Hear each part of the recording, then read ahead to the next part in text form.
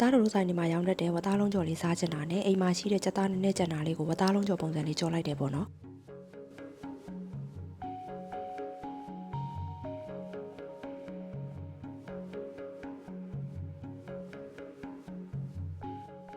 ကြက်သားတောက်စင်ကြက်သွန်လီကြက်သွန်ဖြူစားဟင်းခမုံငရုတ်စိမ့်မုံငရုတ်ကောင်းမုံတရုတ်မစလာနဲ့စမုံစပားမုံကိုတော့နည်းနည်းလေးပို့ထည့်လိုက်ပါတယ်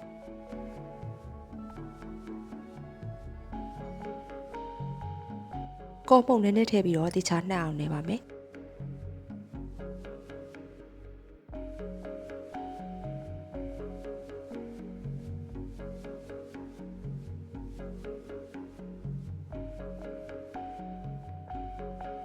ပြီးရင်တော့အလုံးလေးတွေလုံးပြီးတော့မီအေးအေးနဲ့ကြော်ပါမယ်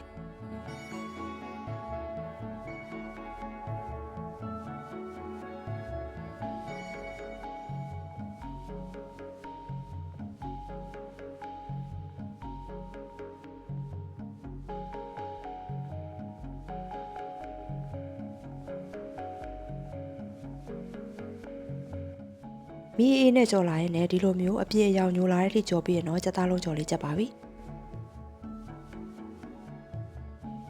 ပြီးတော့ဘေးကွန်စိမ့်ထုတ်ကထွက်တဲ့ဒီဘေးကွန်ချောင်းလေးကိုလည်းအစမ်းကြော်ကြည့်တယ်ပေါ့နော်ဘေးကွန်ချောင်းကိုပပလီတဲတဲကိုစီနည်းနည်းထည့်ရေမမြုပ်တမြုပ်ထည့်ပြီးတော့အဖုံးကိုတင်ထားပါမယ်ရေခဲလာရင်တော့ဒီလိုလေးလှိမ့်ပြီးတော့အယောင်လေးရေးလာတဲ့အထိကြော်ပါတယ်ရေမထည့်ရင်မကက်ကက်ဖြစ်တတ်လို့ရေလေးနည်းနည်းတော့ထည့်ကြော်ပါရှင်